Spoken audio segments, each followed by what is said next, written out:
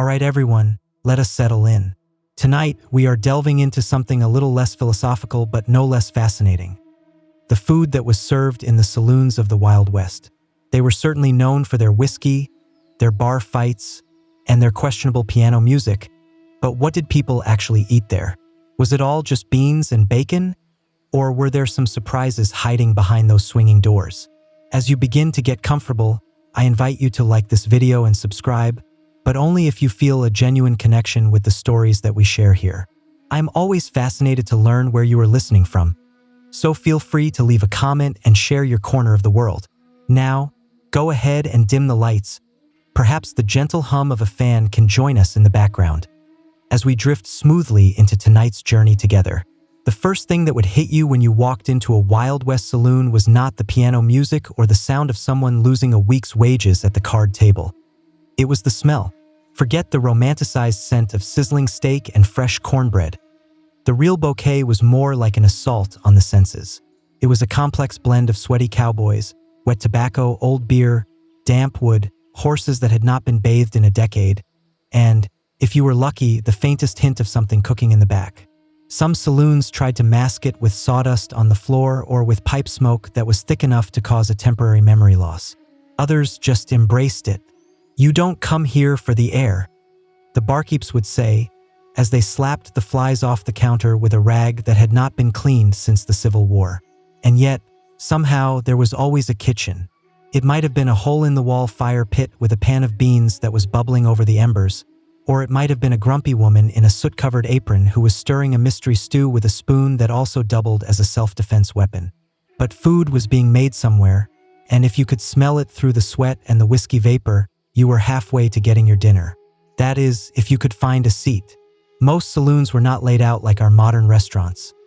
There were no servers, no menus with scripted fonts, just a few splintered tables, some rickety chairs, and one long counter where you could eat, drink, or argue, or all three in a rapid succession.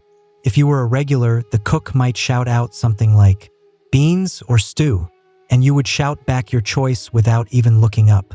If you were new in town, they would stare you down, trying to guess whether you were going to pay them or just pass out before the plate even hit the table. And that is what made saloon dining so special. It was not about the taste. It was about survival. You ate what they had, not what you wanted. You would sit next to strangers who might try to rob you or who might save your life the next day. And if the food made you sick, well, that is what the whiskey was for. In the hierarchy of the cuisine of the Wild West, beans sat squarely at the top. Not because they were particularly delicious, but because they were cheap, they were indestructible, and they could survive an apocalypse, a gunfight, and a stampede without breaking a sweat. Pinto beans, black beans, navy beans, it did not matter.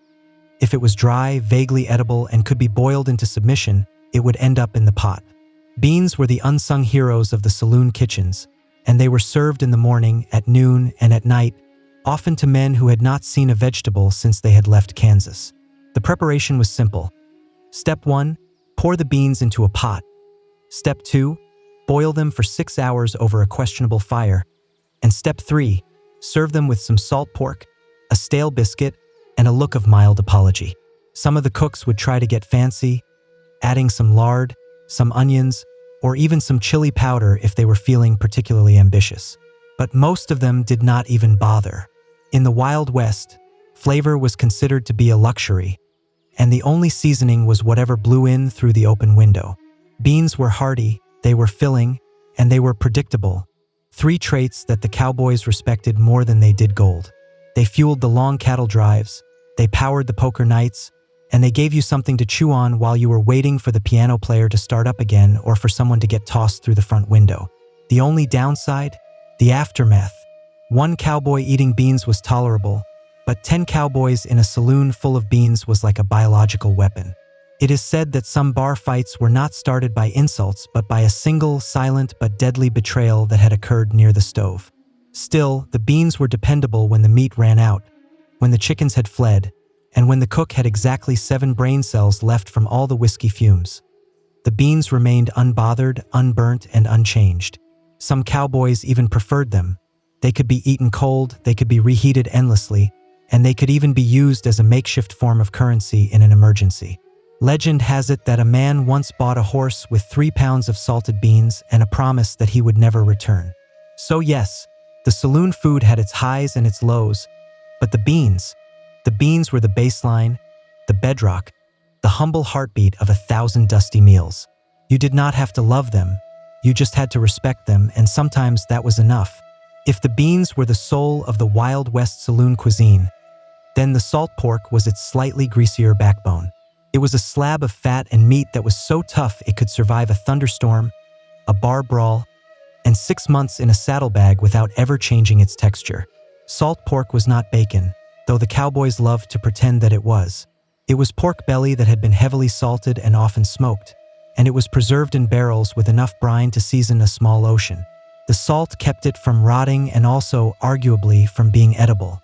When it was cooked right, salt pork was tolerable. When it was fried up in a hot skillet and served crispy and sizzling, it had some flavor, some grease, and that satisfying crunch that could make you briefly forget that the rest of your dinner had come from a can. But when it was cooked wrong, which happened quite often, it was like chewing on a salted boot heel that had been dipped in axle grease.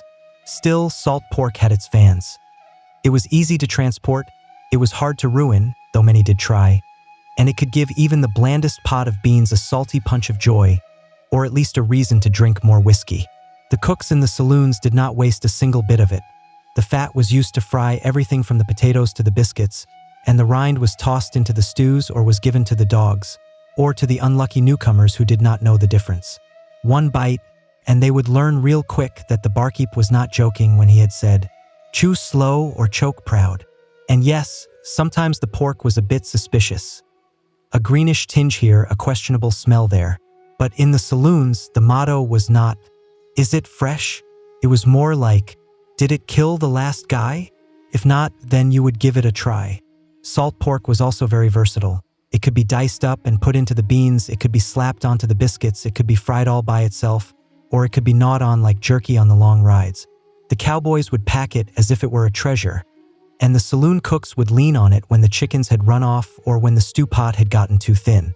It was not elegant, and it certainly was not healthy, but in a world where you might have to ride for 60 miles before your next hot meal, salt pork got the job done. And if you survived it, well, you were all the stronger for it. In the Wild West, stew was the great culinary equalizer. It was hot, it was vaguely meaty, and it was deeply suspicious, but it was the one thing that almost every saloon served, no matter how ramshackle its kitchen was. Why? Because stew was the perfect cover story for whatever odds and ends the cook had lying around or could not legally describe. The base was simple: a pot, a fire, and some ambition. You would start with some water, maybe some beans or some potatoes, and then you would toss in whatever had not walked away yet. Some beef, sure. Some rabbit, definitely. Some squirrel, yep, a rattlesnake if it was not biting anymore, then you would toss it in. One traveler once claimed that he had found a boot string in his bowl. He was not even mad about it. It was the most chewable part of the whole thing. The quality of the meat could vary wildly. Some stews had tender chunks of beef from the local butcher, while others, well, they had meat, the kind that you did not ask about. If the cook looked nervous and the dog population had recently decreased, you would just eat around the chewy bits and you would pray. The vegetables, when they were available, were usually boiled into oblivion. The carrots would become just orange smudges, the onions would disappear completely, and the potatoes would hold on for the longest, but they would eventually surrender. The result? A bubbling, brown-gray slurry that smelled way better than it looked and that tasted better than you would expect, assuming that there was enough salt in it. Spices were a luxury. Most of the stew got its kick from whatever was on the cook's hands or on his knife. If you got some black pepper, you were in a fancy place.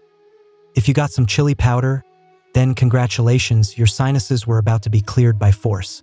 But despite the mystery of it all, the stew was a comfort food for the weary cowboy. It was hot, it was filling, and it could be stretched out endlessly by just adding more water. One pot of it might feed a dozen men, or it might be reheated for 3 days in a row until it had developed the consistency and the personality of old glue. You did not eat the stew because it was delicious. You ate it because it was there, because it was warm, and because nothing else in town was edible unless you liked to chew on tobacco and on regret. Just remember, never ask what is in it, because in the Wild West, ignorance was not just bliss. It was also dinner. Not every cowboy could afford to buy a steak, but nearly every saloon had something that was bread-like to soak up the stew with. That something usually came in one of two forms: soft, flaky biscuits that were heavenly when they were fresh, or hardtack, which was basically the bread's undead cousin. Let's start with the biscuits. When they were done right, which was rare but magical, they were warm, they were buttery, and they were flaky enough to convince a man that he had stumbled into a proper kitchen. The cooks who could make good biscuits were local legends. Some of them claimed that their secret was the lard, while others swore by the buttermilk, and a few of them probably just had lucky hands and low standards. These biscuits were best when they were served alongside some beans or some stew, and they were used to mop up whatever broth had not already burned your tongue.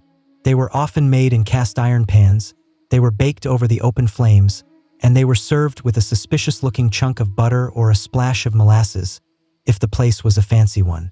And then there was the hardtack, a slab of flour and water that had been baked until it could survive a nuclear winter. It was originally made for the soldiers and the sailors, but it found its way out to the West thanks to one simple fact: it never went bad. It also barely qualified as being food. To eat the hardtack required a certain strategy.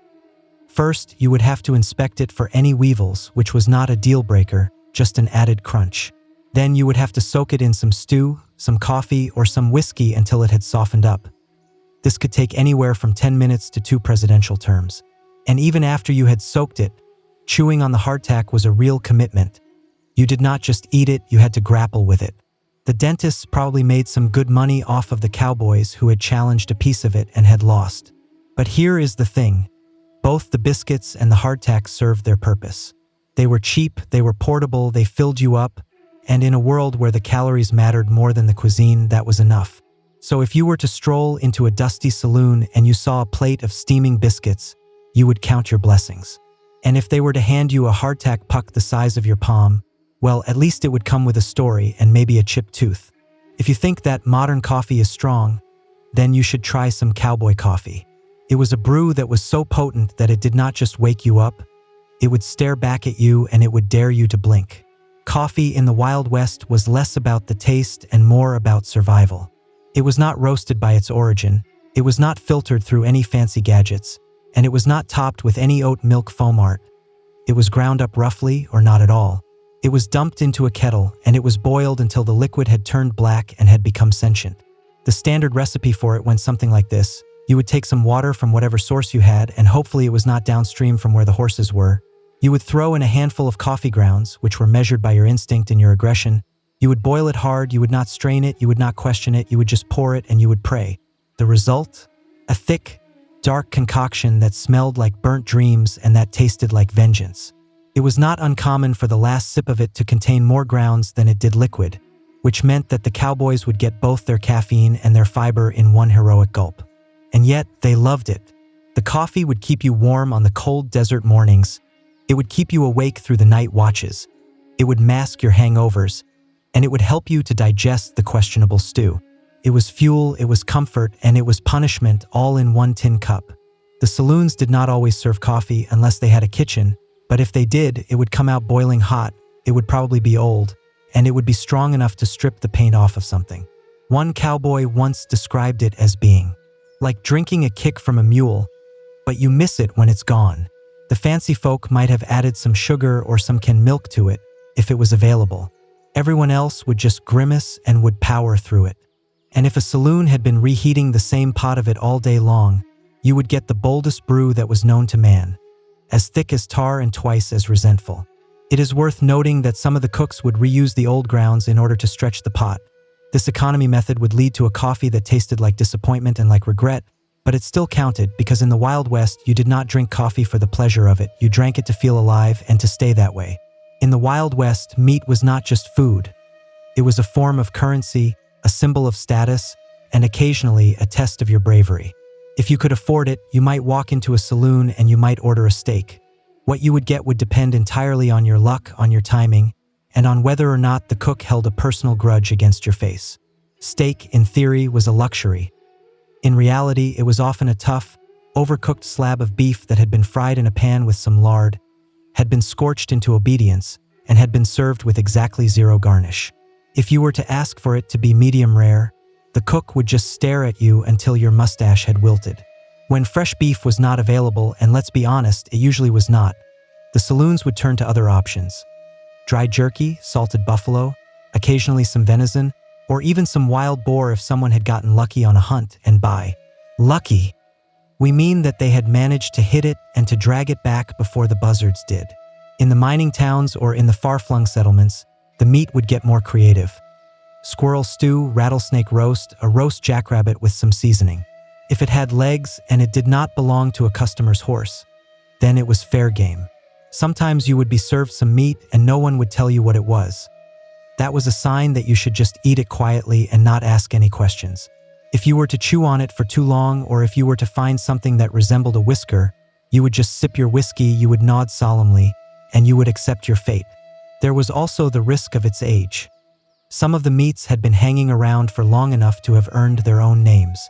The cooks would slice off the bad parts, they would drown the rest of it in some gravy, and they would tell you that it was well-aged. If your plate were to twitch when you poked at it, you would be entitled to one raised eyebrow and to nothing more. Still, when the meat was fresh and the cook was not drunk, you might actually get a real meal. A sizzling slab of beef, a fried egg on top of it, and maybe a biscuit on the side. A plate that would remind you of why people had survived gunfights for this. But most of the time, you would just eat what was there and you would hope that it would not eat you back. In a Wild West saloon, dessert was not really a category.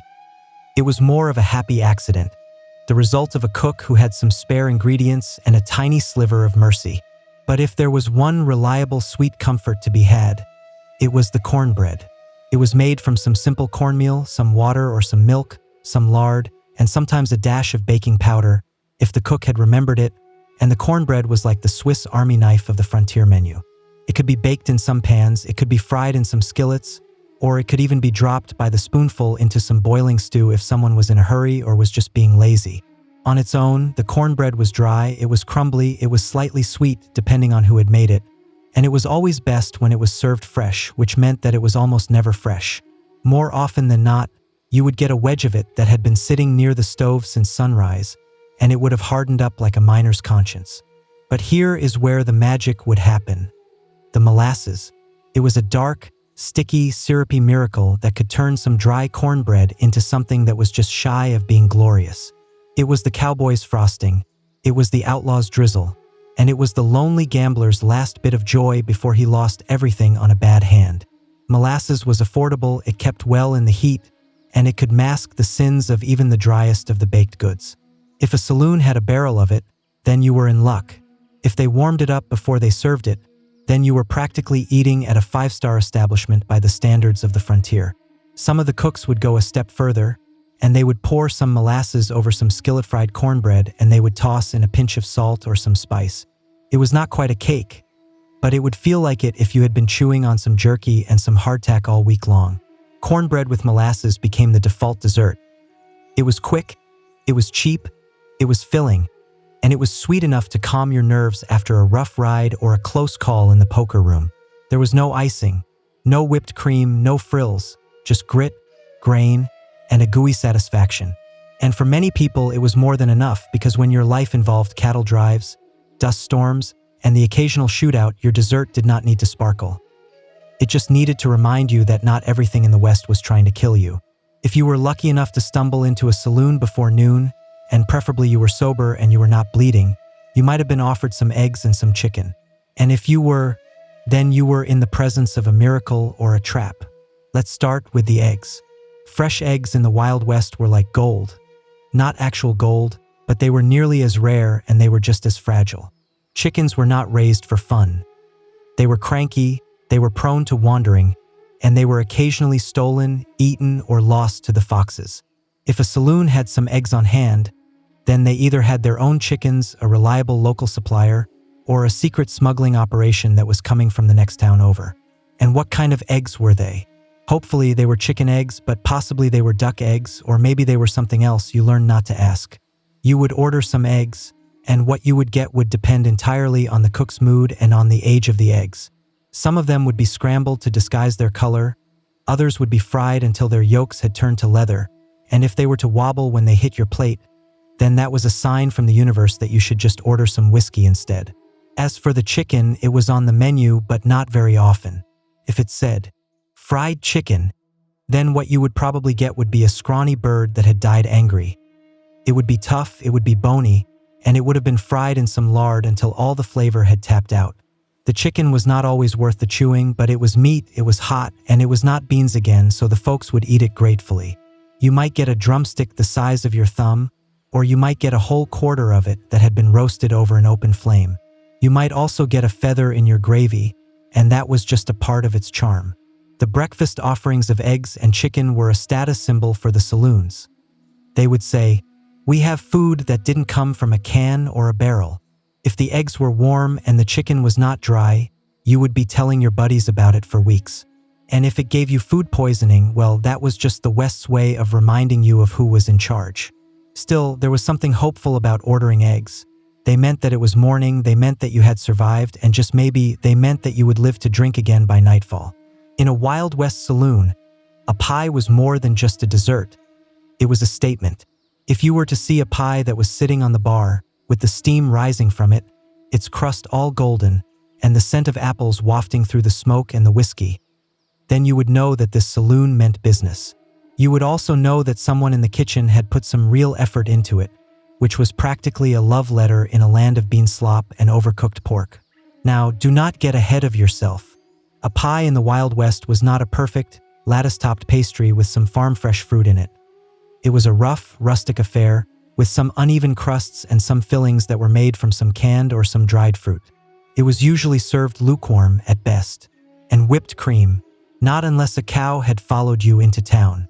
The most common varieties of it were apple, peach, or berry, with berry being a flexible category that could sometimes include raisins or some things that only vaguely resembled berries. If the cook had a sweet tooth, then you might get a dash of cinnamon in it. If not, then you would just get some crust, some sugar, and some optimism. Still, a pie was a rare treat. Most of the cowboys had not seen one since they had left their homes, and the saloons knew that by offering a pie, they would gain a competitive edge. A good slice of it could pull in some customers from 2 towns over, and if the pie was warm and flaky, then you can bet that someone would be threatening to shoot over the last piece of it. There are some recorded stories and a few exaggerated legends about poker games that have ended in gunfire over some dessert disputes. "You took the last slice" was as valid of an offense as cheating at cards was in a world where men had been stabbed over some spilled whiskey. A pie was practically a sacred thing. Of course, not all pies were created equal. Some of them were mostly just crust, some of them were experimental, and some of them had fillings that only hinted at having been a fruit once in a previous life.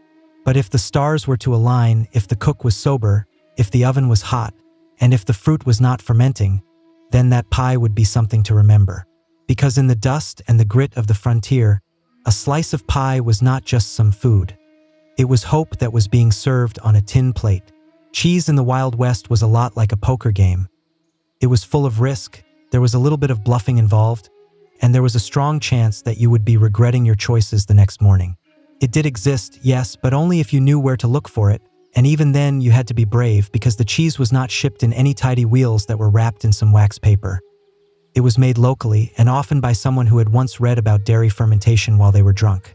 Most of the saloon cheese came in one of 2 varieties: a hard yellow cheese that was suspiciously sweaty, or a soft, crumbly cheese that was slightly aggressive to the nose. Refrigeration was a luxury, so unless it was a particularly cold month or the saloon was located near a cave, then the chances are that your cheese had developed its own personality.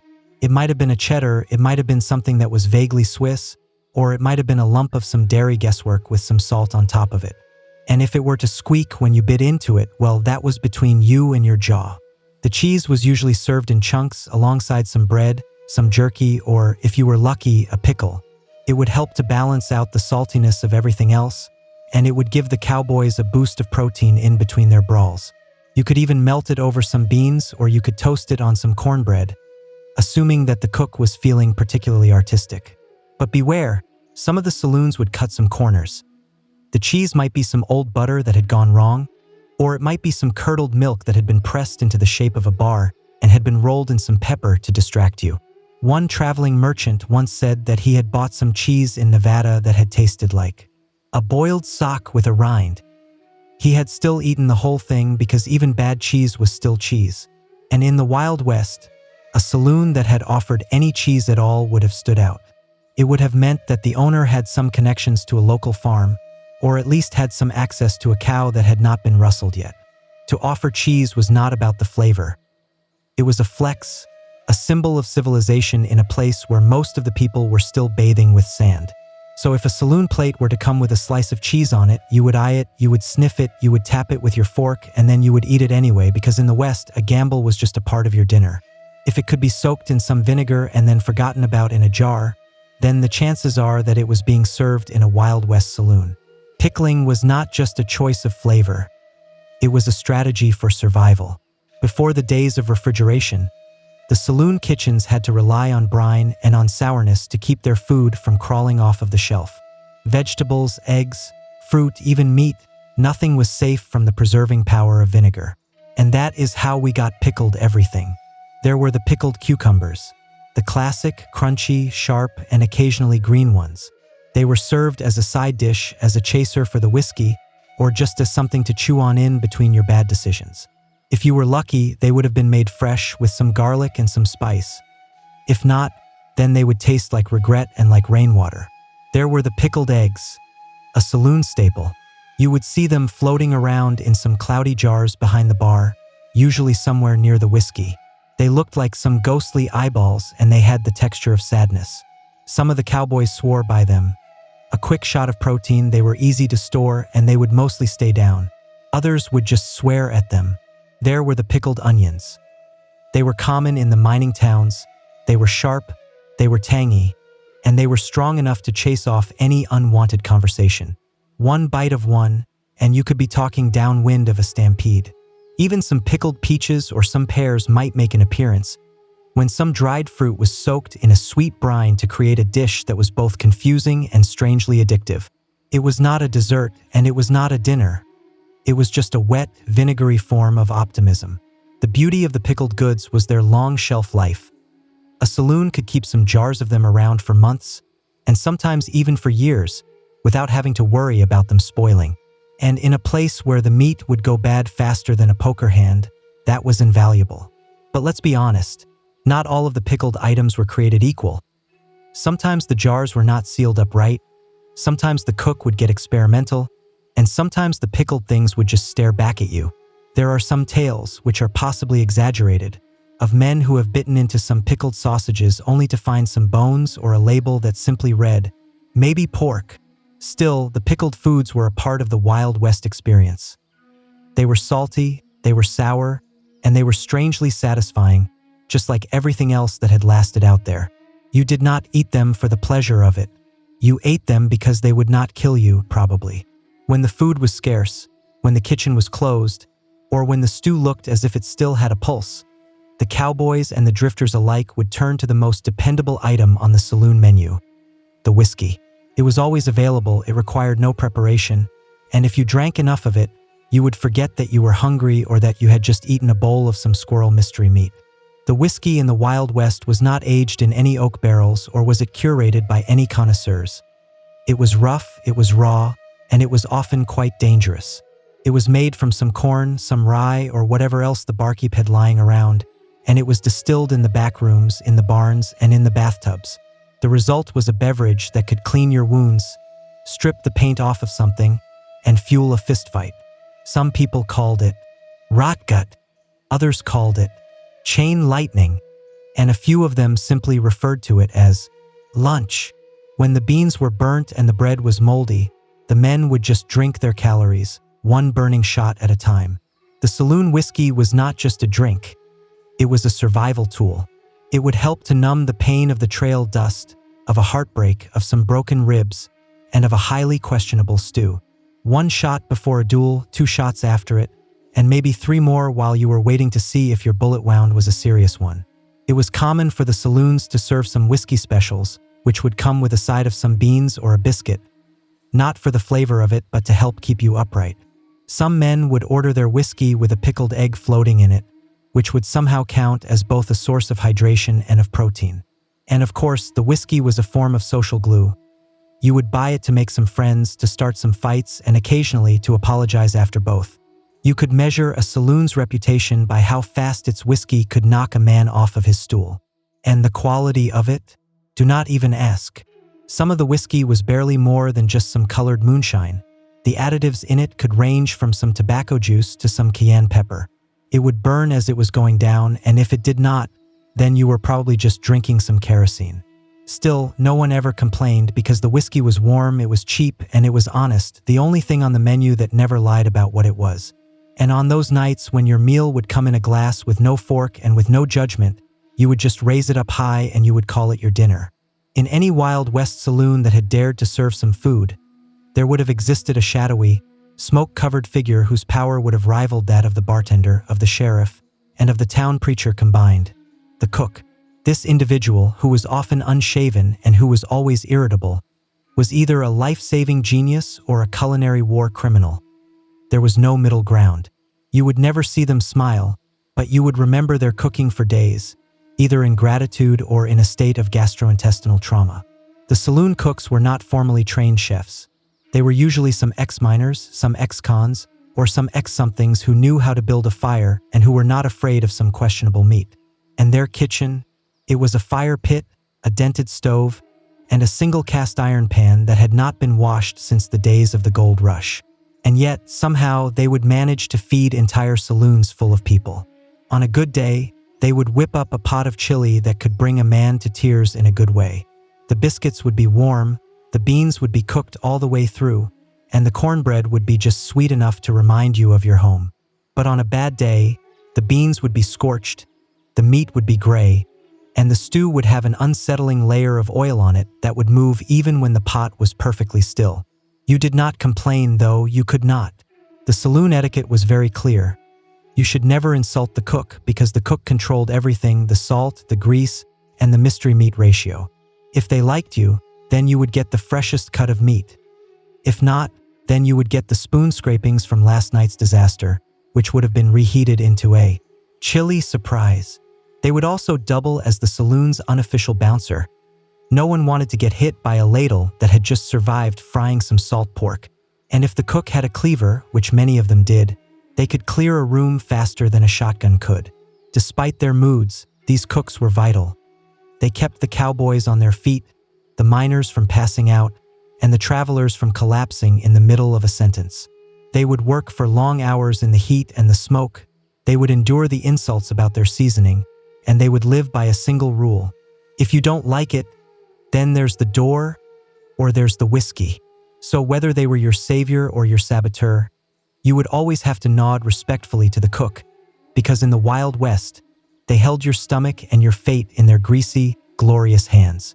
Now that we have walked through the swinging doors, we have sniffed the stew, and we have stared down a pickled egg in a foggy jar, the real question still remains.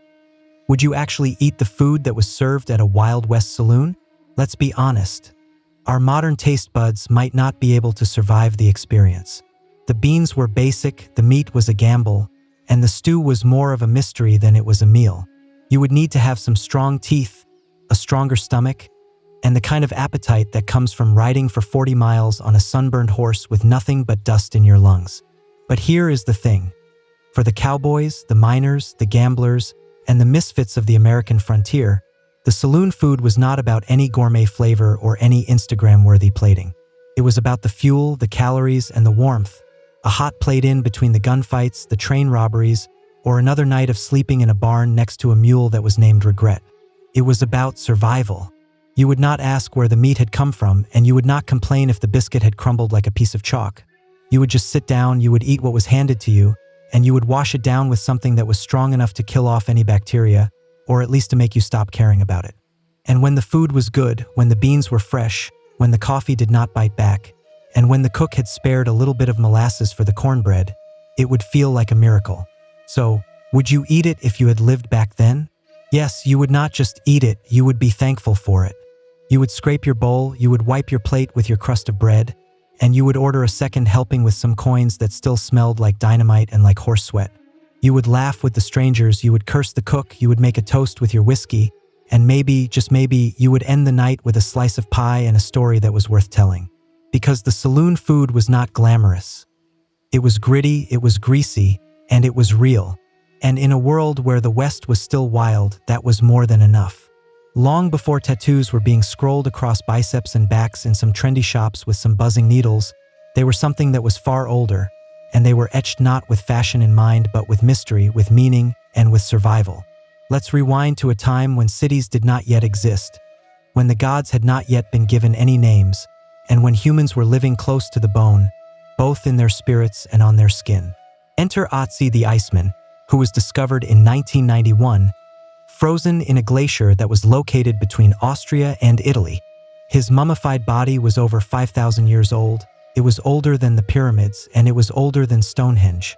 And yet, across his leathery skin, the researchers found something that was incredibly modern. Tattoos, 61 of them to be precise. They were not ornamental spirals or any stylized animals. They were dark carbon marks, dots and lines that were running down his spine, behind his knees, and around his ankles. And here is where it gets wild. The locations of Otzi's tattoos all matched up with some known acupuncture points. Was this a primitive form of pain management, an ancient healing technique, or was it something that was more spiritual, a rite of endurance that had been carved directly into his flesh? We will never know for certain, but one thing is clear. Even in the Stone Age, humans were already marking their bodies with a purpose. And Otzi was not alone.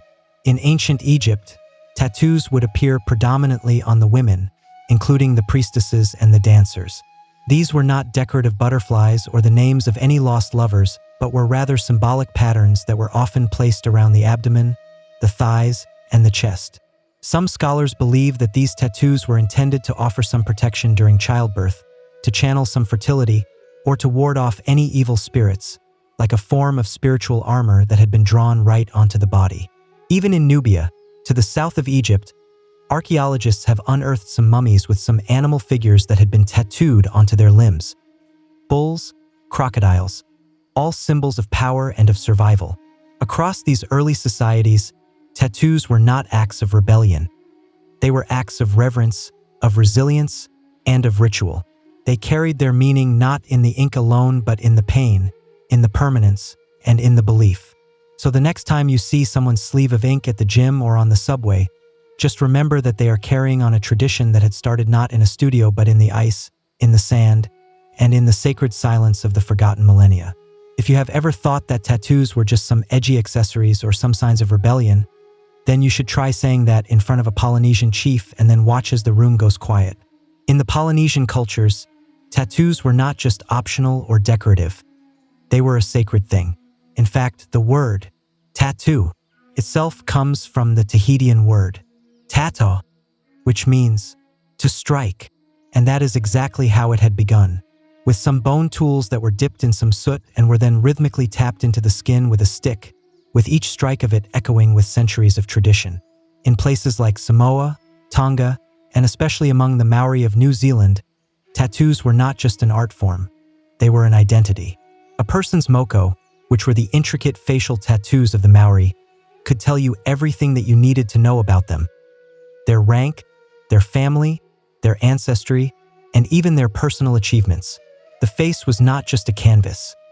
It was a living resume, and to remove it would have been like erasing a man's entire life. The young men would often receive their first tattoos during some painful ceremonial rites of passage.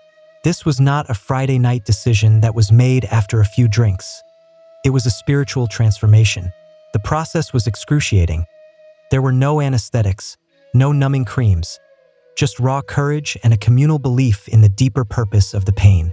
The women, too, were tattooed, often on their lips, their chins, or their thighs, with some symbols of beauty, of maturity, and of mana, which was the sacred power that was believed to flow through all living things. A woman without any tattoos could be considered to be incomplete, a canvas that had been left blank in a world that was full of stories. But colonialism, as it often does, tried to erase it all. The missionaries arrived with their scissors, their soap, and their shame. They saw the tattoos as being primitive, as being pagan, and as being unchristian. In some areas, the traditional tattooing was even outlawed, which forced it to go underground like a sacred language that could only be spoken in whispers. Still, the ink endured. Today, many of the Polynesians are reclaiming their tattoo heritage with a great deal of pride.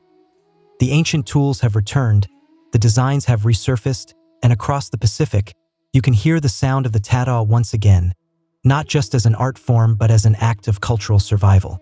These were not just some marks on the skin.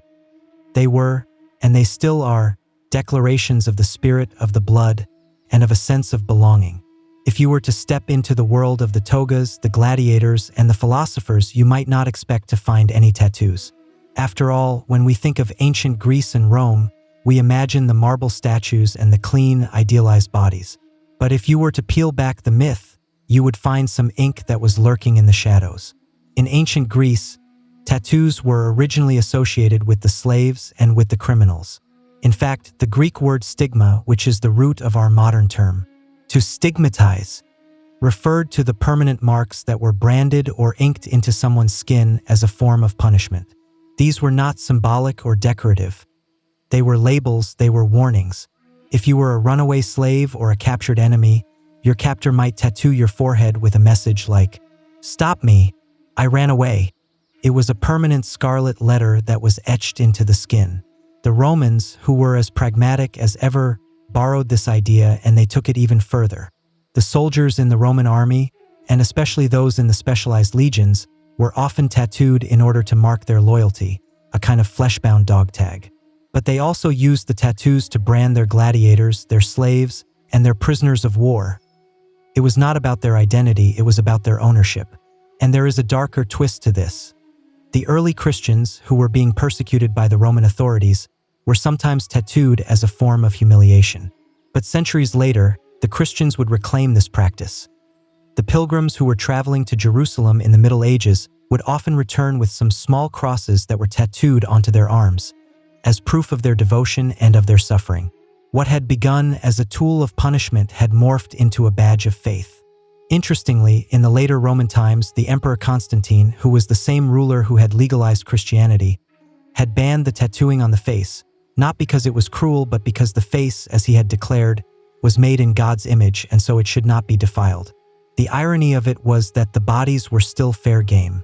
Unlike in Polynesia, where the tattoos had elevated someone's social standing, in the Greco-Roman world, they would often lower it. The tattoos would mark you as being an outsider, a sinner, or a slave, but they would also tell a story, not always one that you wanted, but one that you would have to carry with you forever.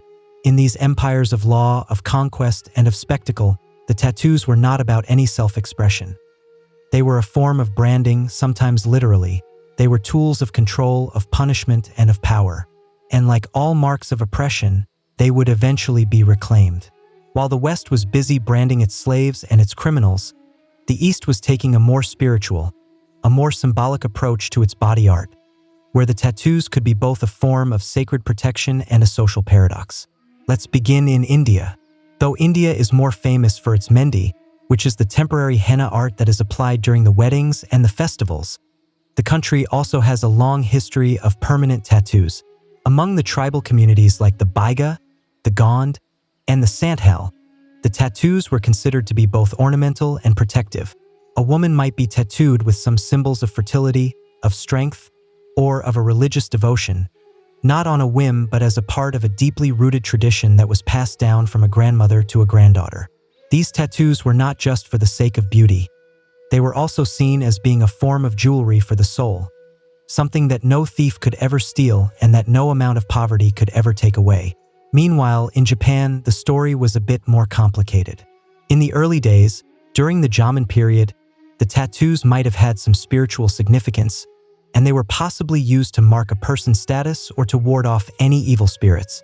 But by the time that Japan had entered its more structured eras, and particularly during the Edo period, the practice of tattooing had taken on a whole new life. First, it had become a form of punishment.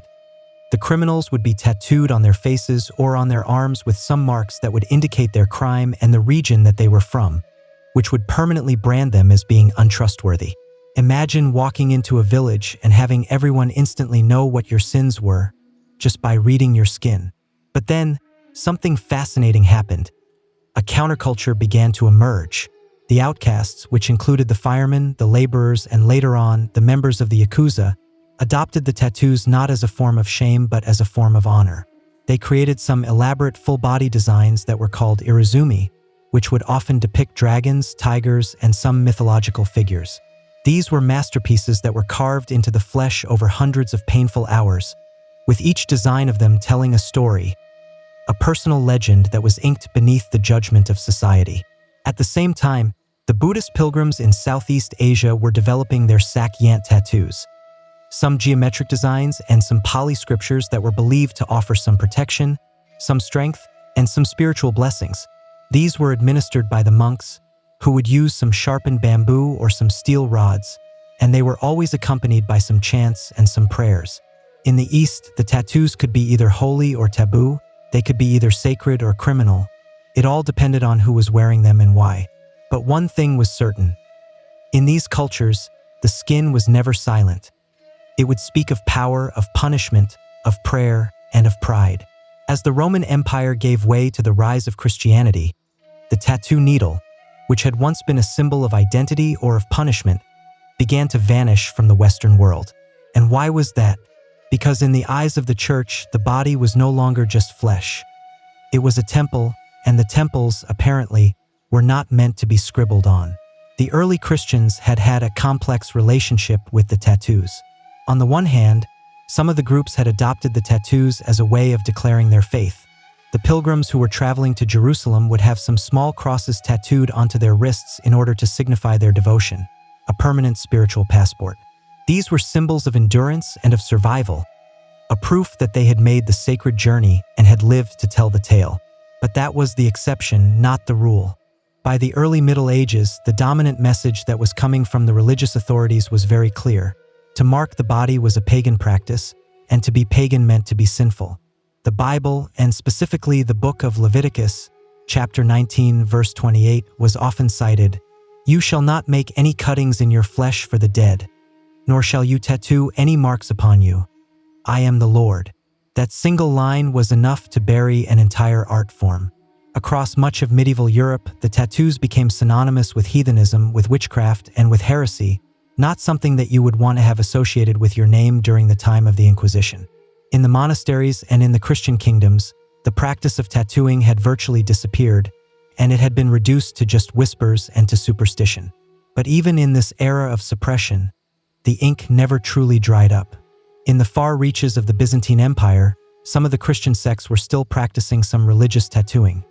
Some small crosses that were etched onto the hands and the arms, and they were often used to protect them against any Islamic enslavement. In Ethiopia, the Coptic Christians had also maintained their tattoo traditions, and they would mark their young believers with some sacred symbols as a part of their spiritual rituals. And among the Crusaders, the knights who had marched to the Holy Land, the tattoos had made a quiet return. Some of them had etched some small crosses onto their bodies, not just as a form of spiritual protection, but also so that if they were to die in battle, they could be buried as Christians, with their faith still being visible even in their death. So while the medieval West had tried to erase the art of tattooing, it had never quite succeeded. The ink had hidden away in the monasteries, on the pilgrim trails, and in the desert churches, and it had been waiting patiently, like a buried relic, for its time to rise again. As the age of exploration was dawning and the wooden ships were beginning to slice their way through the unknown oceans, the tattoos had found a brand new canvas: the sailors. And these were not any royal court artists or any tribal shamans. These were some rough men who were calloused by the salt and by their superstitions, and who had begun to decorate their bodies with some anchors, some mermaids, and some crucifixes. But how did the tattoos make their return to Europe after they had been in exile for centuries? Enter the 18th century voyages of Captain James Cook. When his crew had arrived in Polynesia, they had encountered entire societies that were visibly marked in ink. Intrigued and amazed by this, many of the sailors had gotten tattooed themselves, both to honor the cultures that they had encountered and, let's be honest, to prove that they had been somewhere exotic. To return to port with some tattoos was not just a fashionable thing to do. It was a kind of a resume, a living record of where you had sailed and of what you had survived. Soon, the tattoos became the unofficial uniform of the seafaring class. But it was not just about the style. it was also steeped in superstition. An anchor on the forearm was a symbol of stability. A pig and a rooster, which were often tattooed onto the feet, were believed to prevent a person from drowning, since those animals were often kept in some wooden crates that would float during a shipwreck. Some of the sailors would even tattoo the words, "Hold fast," across their knuckles, in the hope that it would give them the grip to survive the rough seas and the tangled ropes. And then there were the religious icons. Some crosses on the back, the Virgin Mary over the heart. The sailors believed that these tattoos would offer them some divine protection, an extra layer of spiritual armor for when the ocean would turn against them. As these inked-up sailors had filtered back into the European and the American ports, the tattoos had spread with them, not to the nobility but to the fringes of society, to the dock workers, to the soldiers, and to the convicts. The tattoos were now the language of the lower classes, of the drifters, and of the daring. Still, they held their meaning. In the U.S. Civil War, the soldiers had begun to tattoo their names and their regiments onto their arms, as a grim preparation in case they were to die in battle and would need to be identified, a small, painful insurance policy in a world that was without any dog tags. So while the kings and the clergy had shunned the tattoos, the men who had mapped the world had worn them with pride. For them, each mark was a story, a wound, a charm, and a prayer. And when the world would end in the waves or in the cannon fire, it might be the only thing that was left that would tell your name. By the 19th and the 20th centuries, the tattoos had drifted far away from the temples and the tribal rites. In many parts of the world, they had become the marks of defiance, especially behind the bars. The prisons had given the tattoos a new language, a gritty, coded one that was spoken in needles, in razors, and in some improvised ink. Let's start in Russia. Under the iron shadow of the Soviet Union, a secret society of tattoos had flourished inside the gulags. These were not just decorative.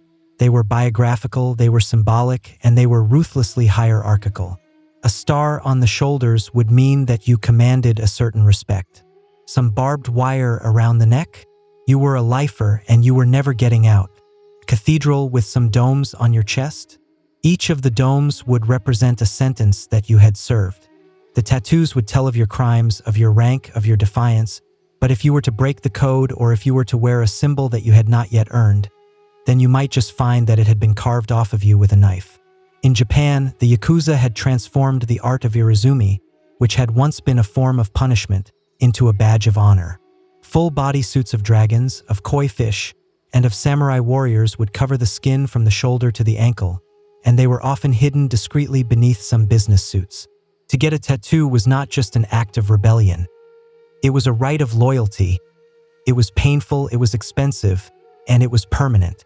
In the West, the prison tattoos had carried their own meanings. In the American jails, a teardrop that was placed beneath the eye might signal that you had committed a murder or, in some cases, that you had lost someone who was close to you. Some cobwebs on the elbows could symbolize a long sentence. Some dots on the knuckles, some numbers, some acronyms.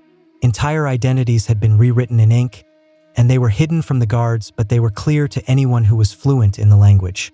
These tattoos were often done with some smuggled sewing needles, some paper clips, and some pens that had been melted down into ink. There was no glamour here, just pain and a great deal of symbolism. For many of the inmates, it was less about the art of it and more about their identity, a proof that you belonged or a warning that you did not. Outside of the prison walls, these tattoos would carry a heavy stigma. They would mark you as being dangerous, as being untouchable, as being beyond any redemption. But for the men and the women who wore them, the ink was often the only thing that was constant, the only part of themselves that they could own in a system that was built to strip everything else away from them. The tattoos in the prison were not a fashion statement. They were a means of survival. By the time that the 20th century had hit its full stride, the tattoos had gone from being sacred symbols and an outlaw's code to being a form of mainstream rebellion. If the church had once seen the tattoos as being the marks of a sin, then modern society was beginning to see them as being the symbols of freedom and, occasionally, of a very specific kind of cool. In the early 1900s, you could still catch some tattooed performers in the circus sideshows. Some tattooed ladies and some illustrated men who would charge an admission fee to show off their fully inked skin. The people would gasp, and they would stare. It was a taboo that was wrapped in a spectacle. But something had begun to shift around the middle of the century. The soldiers who were returning from the Second World War had brought back some simple tattoos. Some anchors, some eagles, some hearts with the word "Mom" scrolled inside of them as some personal emblems of their pain, of their patriotism, or of their survival. These tattoos were not for show. They were keepsakes that had been burned into their skin as some reminders of the things that they had seen and of the brothers that they had lost. Then came the counterculture. In the 1960s and the 70s, the tattoos had begun to break out of their blue-collar roots and onto the bodies of the rock stars, the bikers, and the beat poets. Janis Joplin had had a bracelet that was tattooed onto her wrist. The Hells Angels had worn their ink like a badge of honor. The act of getting a tattoo, which was still a bit frowned upon by polite society, had become an act of rebellion, a way of saying, "I don't care what you think." And the tattoo parlors? They were no longer some hidden dens that were located in some seedy alleyways. They had started to go legit. Artists like Lyle Tuttle, who had famously inked Cher and the members of the Rolling Stones, had transformed the needle into a brush. Suddenly, the tattoos were not just symbols. They were statements, they were personal, they were political, and they were powerful. But the stigma did not just vanish overnight. Even into the 1990s and the early 2000s, having some visible tattoos could still prevent you from getting a job. The phrase, "no visible tattoos," was printed right into many of the job applications. The ink still whispered of crime, of deviance, or of recklessness, and especially for the women, whose tattooed bodies were policed much more harshly. And yet, the tide was turning. Some tattoo TV shows had emerged, some celebrities had embraced having full sleeves, and some tattoo conventions had started to pop up everywhere. The art form was no longer a subculture. It was a part of the culture. From being a form of rebellion to being on the runway, the tattoos had finally re-entered the mainstream, but they had never forgotten about their roots. In a world where everything from our voices to our memories now lives in the cloud, you would think that something as analog as a tattoo might be left behind. But instead, the tattoos have entered into a renaissance, not just surviving the digital age but also evolving with it. Today, tattoos are more than just some ink and some skin. They are powered by some apps, they are augmented by some tech, and they are designed with some machines that would make the 19th century sailors weep. Some artists are now using AI to generate some hyper-detailed designs. Others are working with some machines that can print the ink with a surgical precision. And then there is the rise of the smart tattoos, some experimental patches that are embedded with some sensors that are capable of tracking your vitals, of controlling your devices, or even of lighting up with some LED ink. It is not science fiction, it is already being tested in the labs. But even without the tech, the tattoos are booming. What was once a taboo is now being celebrated across the professions, the genders, and the cultures. Doctors have full sleeves. Teachers are wearing wristbands of ink, and CEOs are strolling into their boardrooms with some elaborate back pieces that are hidden beneath their suits. Social media has democratized the art form. A tattoo that is done in soul can go viral in a matter of seconds. The artist can build up a global audience overnight, and the customers can book a session with just the tap of a phone. And yet, the meaning behind the tattoos has not disappeared.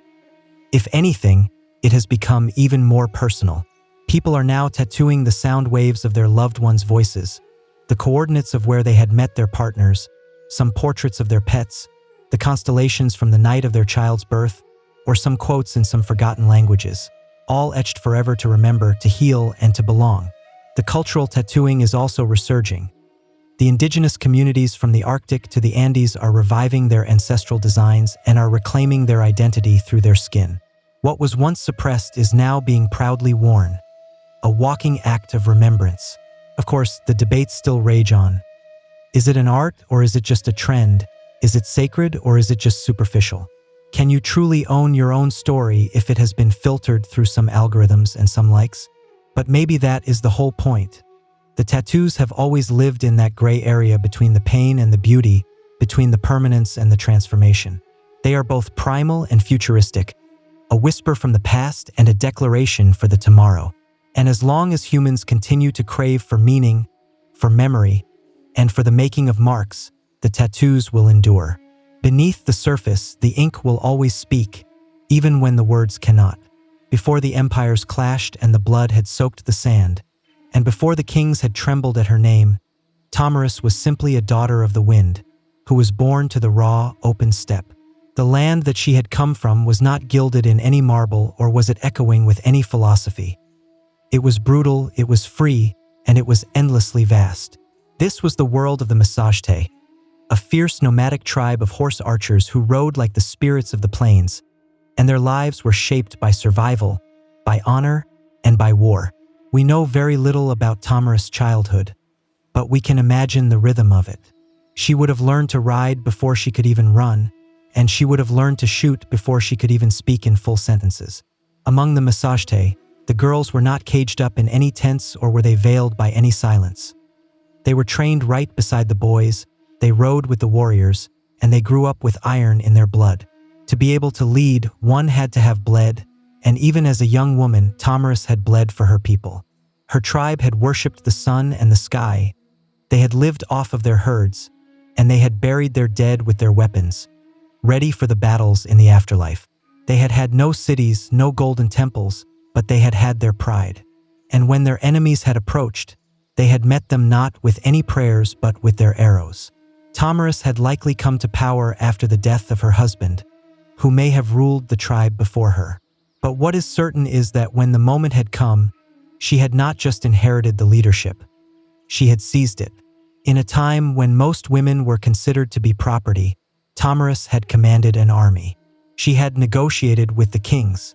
She had dared to speak as their equal, and if they did not listen to her, then she had made them listen. She was more than just a queen. She was the Shahmat, the checkmate of the steppe, a war chief in bronze and in leather who would soon have to face the greatest empire on the earth. But power, and especially for a woman, never comes without its consequences. As Tamaris had begun to solidify her rule, the whispers had grown louder across the mountains to the south. A king was watching her. His name was Cyrus the Great, and he wanted more. The stage was now set. The steppe wind was howling, and Tamaris, the daughter of the warriors, would soon be riding into legend. While Tamaris was reigning over the open steppes, far to the south, a different kind of power was rising. One that was structured, that was imperial, and that was relentless. Cyrus the Great, the founder of the Achaemenid Empire, had already conquered Lydia in the west and Babylon in the south. His banners were flying over the deserts, the mountains, and the cities where the languages would change every few days of a ride. But Cyrus was not yet done. He was a builder of empires, and every builder will eventually eye the horizon. To Cyrus, the Masajte were a threat that was wrapped in an opportunity. They were not rich in any gold or in any cities, but they did control the northeastern frontier, and that meant that they had access to some key lands, to some resources, and to some trade routes. And more importantly, the Masajte had something that no empire could ever afford to ignore: their pride. And pride, in Cyrus's eyes, was something that could be either bent or broken. But Cyrus also knew that brute force was not always the best first move. He had a reputation for his cleverness, for his diplomacy, and for his strategic trickery. So he had tried a different approach, one that the kings before him had used to dissolve any threats without shedding a single drop of blood. He had proposed a marriage. According to the ancient sources, and most notably Herodotus, Cyrus had sent some envoys to Tamaris, and he had offered her an alliance through matrimony. On paper, it was a royal match, the great king of Persia and the warrior queen of the Masajte. But Tamaris was not naive. She had seen the proposal for what it was. Not an offer of love or of a partnership, but a calculated attempt to absorb her people without having to fight. She had declined his offer, and that rejection did not sit well in the halls of Persepolis. With the diplomatic games now over, Cyrus had shifted to his favorite language: war. He had ordered his army to cross the Araxes River, which was the natural barrier that had separated Persia from the land of the Masajte. He was going to take what Tamaris had refused to give to him. But Tamaris was already preparing for him. She knew the terrain. She knew how her people fought, on horseback, fast and furious. And most of all, she knew that Cyrus was not just coming for her land. He was coming to crush a woman who had dared to say no to him. The world's most powerful king had just declared a war, but he had had no idea of what kind of a fury he had just awakened on the steppe. Cyrus the Great, who was a master strategist and a seasoned conqueror, had believed that he could outwit Thomarus. He had faced kings, he had crushed cities, and he had subdued nations. To him, the Massagetes were little more than just some wild nomads with some fast horses and with no cities to defend. He did not realize that he was stepping into the path of someone who was just as cunning and was far more furious than he was. Thomarus had warned him. After she had rejected his marriage offer, she had sent him a clear message. If you cross the Araxes River, you will regret it. But Cyrus had crossed it anyway, and he had built a bridge of boats to carry his army into the land of the Massagetes. Instead of striking immediately, Thomarus had pulled her forces back, luring Cyrus deeper into some unfamiliar terrain.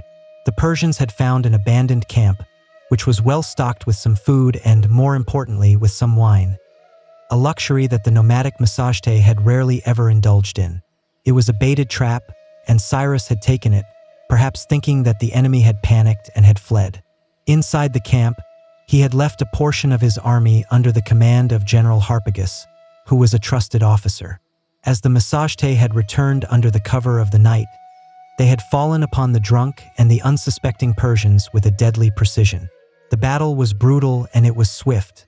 Among the dead was Spargapises, Thomarus' own son and a commander of the Massagetes. The accounts of what had happened next do differ. Some of them say that Spargapises was taken alive and that, upon realizing his capture, he had begged for his death and had taken his own life.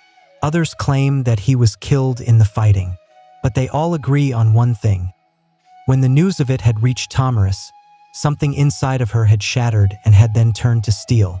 Her grief was volcanic, but her rage, that became a thing of legend.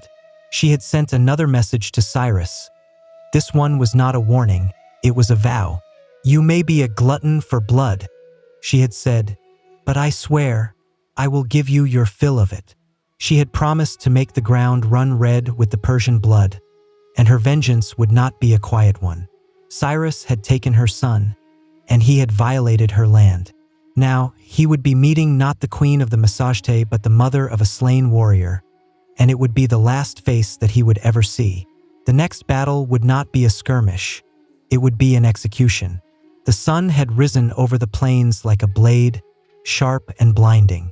Thomarus had stood at the head of her army, no longer just a queen but a storm that had been given a form. Her warriors, who had been hardened by their nomadic life, had painted their faces with some ash and with some rage. This was not about politics anymore. This was about blood. Cyrus, for all of his might, had underestimated the Massagetes. He had assumed that they would fight like the other tribes that he had conquered before, in a chaotic, uncoordinated way, and that they would be easy to crush. But Thomarus had spent her life among the warriors. She had understood how to strike not blindly but with a certain precision. She had rallied her forces for a full-scale assault on the Persian invaders, and this time, she was not holding anything back. The location of the final battle has been lost to history, and it has been swallowed up by the vastness of the steppe. But what is clear is that Thomarus had launched a ferocious counterattack. Her cavalry had swept across the plains like a tide of knives. They had fired their arrows from their horseback, they had closed in with their axes, and they had fought like a people who had had nothing left to lose. The Persians, who were battle-hardened, who were disciplined, and who were experienced, had not been expecting this level of an organized fury. Thomarus had not just led her troops. She had fought right beside them. Her presence on the battlefield had ignited her warriors like a wildfire. Every strike of theirs was driven by their vengeance, and every charge of theirs was an answer to the death of her son. Cyrus had tried to hold the line, but it had shattered. The Persians had been routed.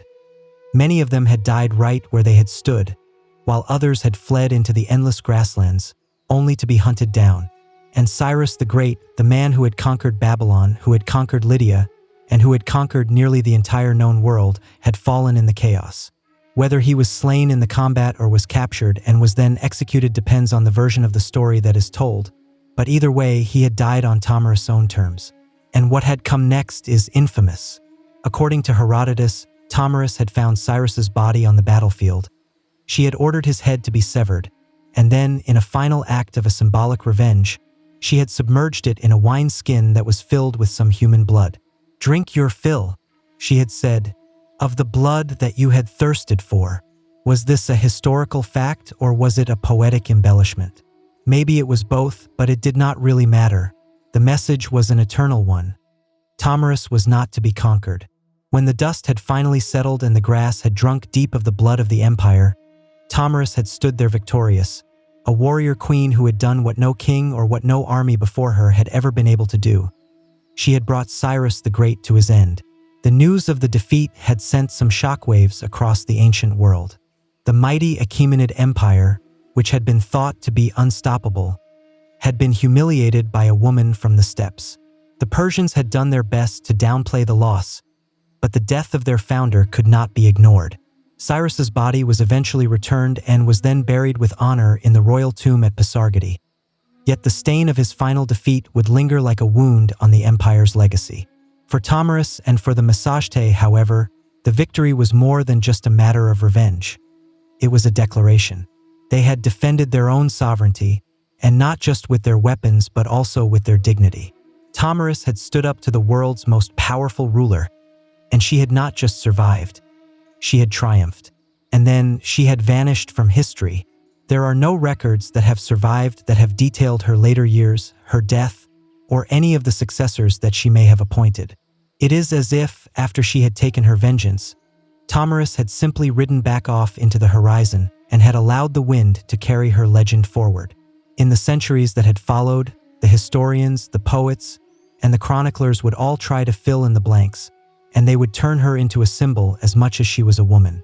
To the Persians, her name was a bitter reminder. To the Greeks, she was a paradox, barbarian, who had displayed more nobility than many of the kings.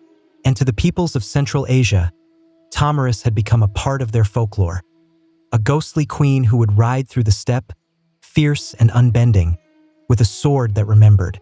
Her legacy would go on to inspire countless depictions of her across the different cultures. The medieval manuscripts had portrayed her in a regal armor.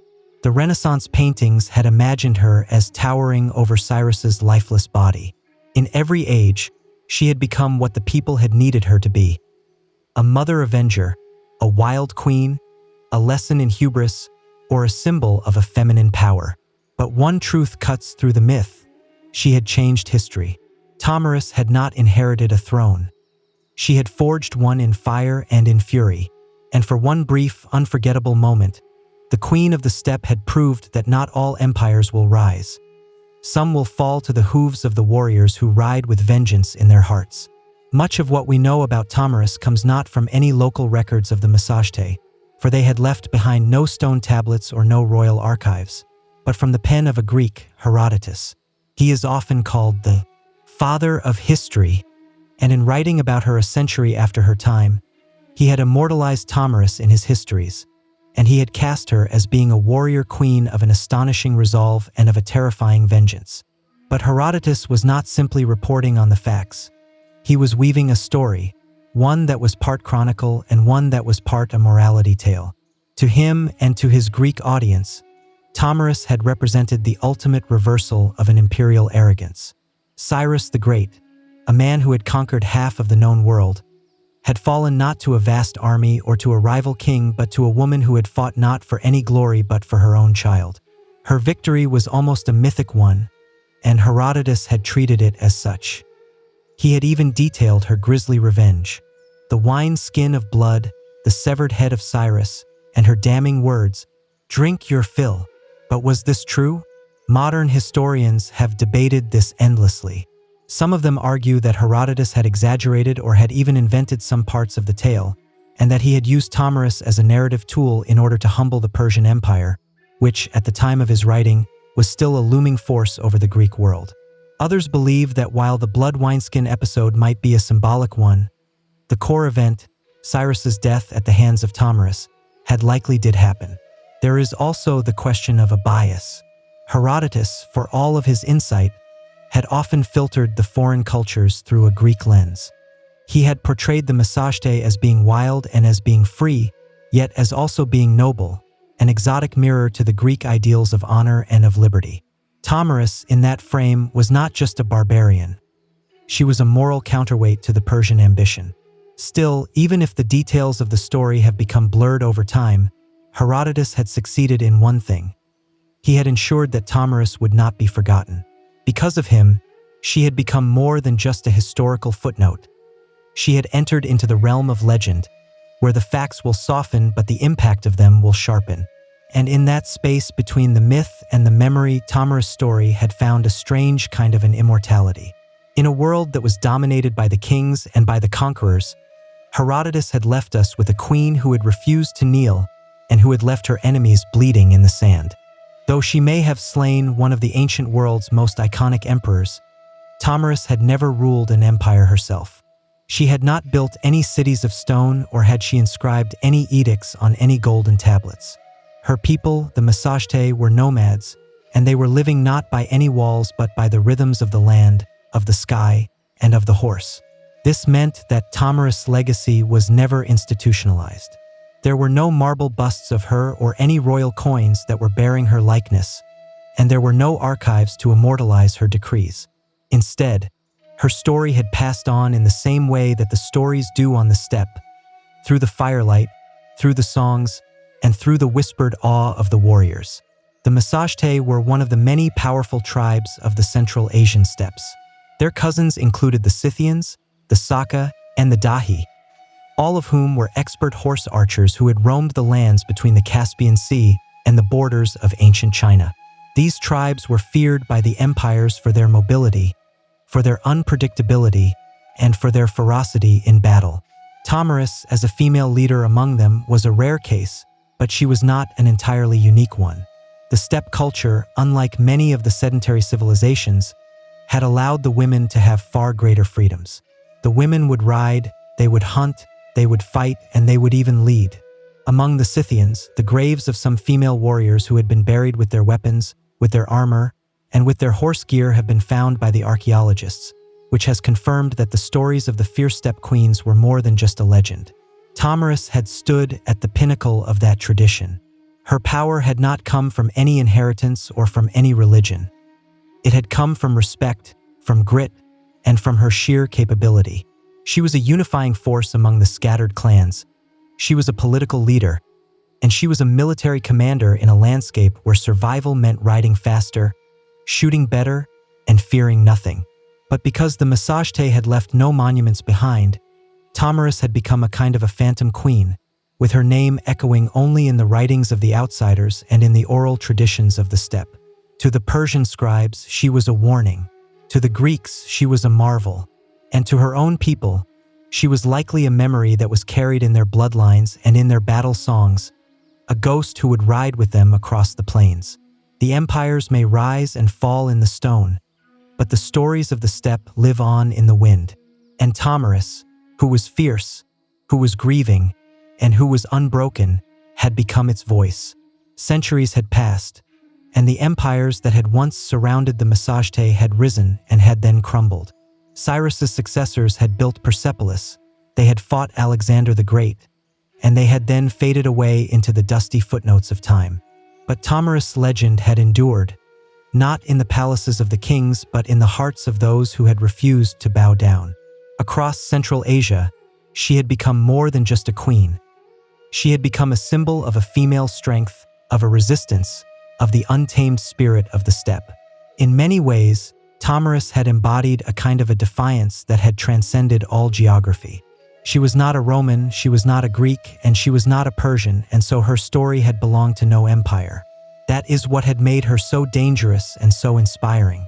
In the medieval Islamic world, the chroniclers had occasionally mentioned her name, which had been reshaped by their language but had never been quite forgotten. In some of the versions of her story, she was praised for her justice and for her vengeance. In others, she was seen as being a savage queen, a reminder that power in the hands of a woman could be both a glorious and a terrifying thing. By the time that the Renaissance had rolled around, the European artists had rediscovered her tale through the writings of Herodotus. The painters had depicted her in some elaborate armor, and as standing triumphantly over Cyrus's lifeless body. In one dramatic painting, she is holding his severed head aloft like a trophy, all blood-soaked and victorious. It was theatrical, yes, but it was also political. These artists were fascinated by the idea of a woman who had not just survived in a man's world but who had won. In the 19th and the 20th centuries, Tomiris had become a nationalist icon in regions like Kazakhstan, Uzbekistan, and Turkmenistan. The poets and the educators had reclaimed her as being a historical heroine, a proof that the roots of the Central Asian identity were fierce, were proud, and were deeply feminine. Her name had appeared in the textbooks, on the statues, and even in the military ceremonies. A woman who had once ruled on her horseback with a bow in her hand was now riding once more through the memory and through the myth, through the rebellion and through the pride. In a world that still wrestles with the idea of some powerful women, Tomiris remains as a challenge. She was not perfect, she was not saintly, and she was not tame. She was decisive, she was brutal when it was necessary, and she was compassionate only to those who had deserved it. She was a resistance in a human form, and the blood of the empire on her hands was a crown that she had worn without any apology. History tends to favor the builders of the monuments, the writers of the laws, and the kings who have carved their names into the stone. Tomiris had done none of these things.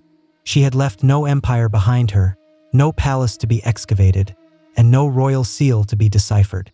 And yet, her name still lives on, not because she had ruled forever, but because she had refused to be erased. She stands as a contradiction to how history so often remembers its women, not as any helpmates or as any footnotes, but as the forces of destiny. Tomiris had not begged for any recognition. She had taken it with her blood and with her fire. She had not ridden behind a king. She had ridden against one, and she had won. Her story is retold in the classrooms from Central Asia to Europe, not simply because she had killed Cyrus the Great, but because she had dared to defy him. She was not defending an empire. She was defending a freedom that was riding on the backs of the horses, that was hunting with the hawks, that was sleeping under the stars, a freedom that could not be neatly drawn out on a map. Today, her statues rise up from the capital cities of Kazakhstan, and her face adorns their coins and their textbooks.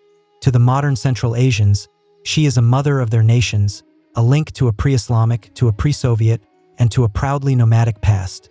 A reminder that their identity was not born in any submission but in the cry of a battle and in the gallop of the horses.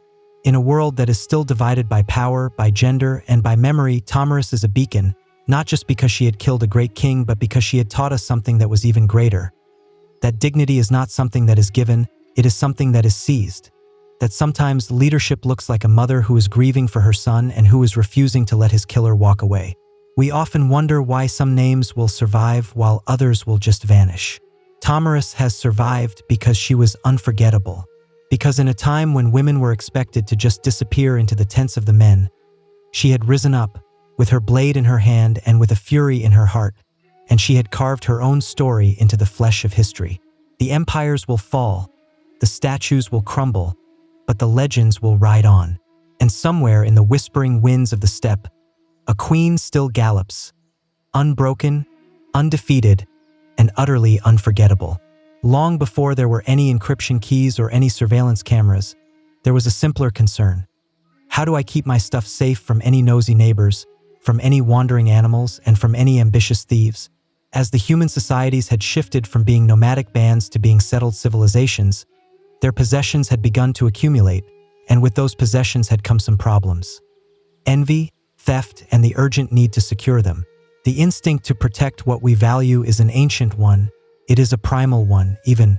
Once humans had begun to store their food, their tools, or their sacred items in some permanent dwellings or in some temples, they had had to find a way to keep the others out. But how do you guard something when you cannot stand and watch over it forever? The answer was to invent a mechanism that would do it for you. The earliest known attempt at a mechanical form of security dates back to ancient Egypt, roughly 4,000 years ago, and what is so astonishing about it is not just that they had locks, but that the basic principle behind their invention still exists even today. The Egyptian wooden pin lock was a marvel of an early form of engineering. It used a wooden bolt that was fitted with a set of some holes and some wooden pegs. When the correct key, which was often a large wooden tool with some corresponding pins, was inserted into it, the pegs would lift up, which would allow the bolt to slide open. When you would remove the key, gravity would do the rest, and it would drop the pins back into their place, which would seal the door. This was not just a novelty. These locks were used on the storage rooms, on the tombs, and even on the temple gates. They were installed vertically, and they were often placed on the inside of the doors in order to make it harder to tamper with them. While they may seem to be primitive by today's standards, the brilliance of these early systems lies in their underlying logic. They were not merely just barriers. They were puzzles, and like all good puzzles, they were designed to challenge the uninvited. What is more, these locks also reveal something that is much deeper about the people who had made them. They did not just fear the idea of theft, they had anticipated it. They had thought ahead, they had invested their time and their skill in protecting the things that had mattered to them, and in doing so, they had laid the groundwork for an entire field of human innovation, the field of security. So the next time you lock your front door, just remember that you are not just turning a deadbolt. You are continuing a tradition that was started by some ancient hands, and that was driven by a timeless truth, that some things are worth guarding. The Egyptian wooden pin lock was not just the world's first known lock. It was also the ancestor of nearly every pin tumbler mechanism that is being used today. It was simple, it was elegant, and it was surprisingly effective, and it had served the temples, the homes, and the storage rooms all across ancient Egypt for centuries. And it had all started with just a few pieces of wood, a bit of a clever design, and a deep need for some privacy. Imagine a large wooden door, not one with any hinges like the ones we have today, but more like a vertical plank barrier. On the inside of that door, there would be a wooden bolt that would slide horizontally to block the entrance. But embedded within that bolt, there would be several holes, and inside each of those holes, there would be a wooden peg. Those pegs would drop down into some slots that were cut into the door frame itself, which would prevent the bolt from being able to slide open. It would be locked. Now, here is the magic of it. The key, which was a large wooden implement that resembled a modern-day toothbrush, had some corresponding pegs or some pins that would match up with the positions of the ones that were in the bolt. When you would insert the key into the bolt, the pins that were inside of it would be pushed up just enough to clear the slots in the frame. Once they had been lifted up, the bolt could then be slid open freely. And when you would remove the key, gravity would do the rest. The pins would fall back down into the holes in the frame, which would relock the door. It was a form of a mechanical memory that was without any springs or any gears, just some wood, some weight, and some ingenuity.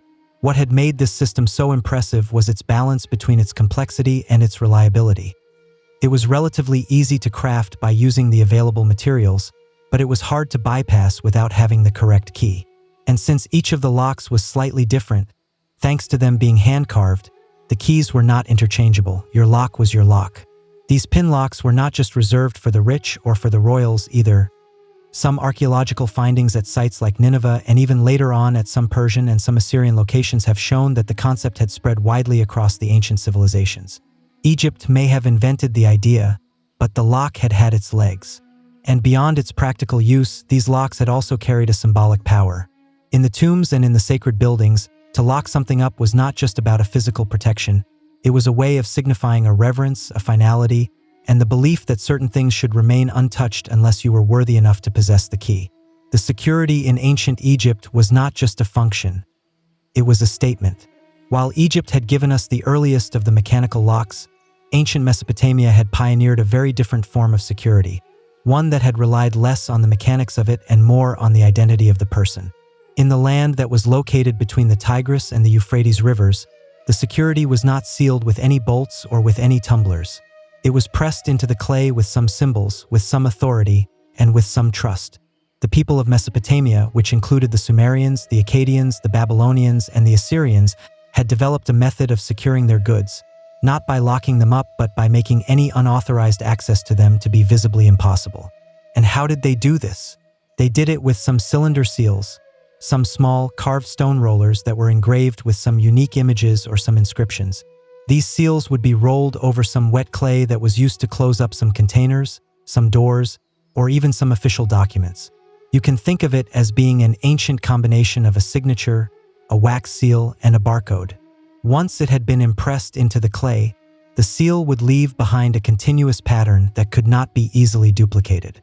If someone were to tamper with the seal, if they were to open the container, if they were to break the door latch, or if they were to unwrap the tablet, it would be obvious. The broken clay would tell on them. This approach was both a simple and a profound one. In a world that was without any padlocks or any alarms, it had focused on a deterrence through a visibility. The seal did not stop you from being able to open something. It just loudly proclaimed who had had the right to be able to touch it.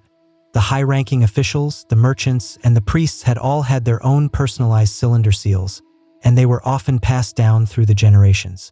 These seals had carried such a prestige that some people were even buried with them, as some status symbols and as some tools for the afterlife. But the Mesopotamian security was not just all about the clay. They had also secured their temple treasuries and their granaries by using some rope bindings that could only be removed by being cut, and they were often tied with some elaborate knots or some seals that would clearly show any signs of tampering. The idea was always the same: to make the risk of an exposure to be more terrifying than the reward of a theft. This concept of a security as being a form of accountability, of linking the access to a person's identity and to their social status, would go on to echo for millennia.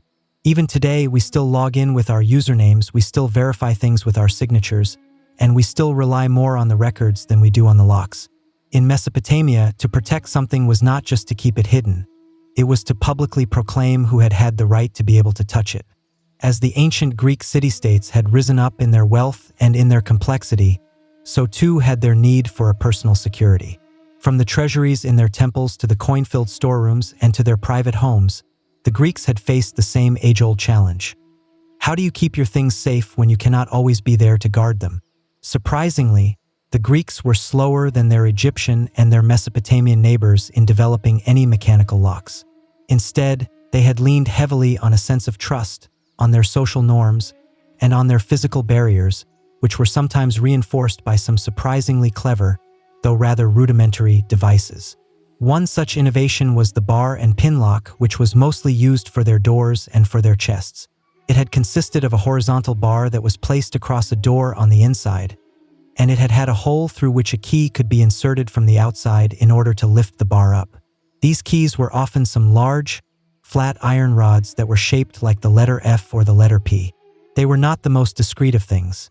In fact, some of them were almost as long as a person's forearm, and to be carrying one of them around would have made it quite obvious that you had had something to protect. But the Greek keys and the locks were not just functional.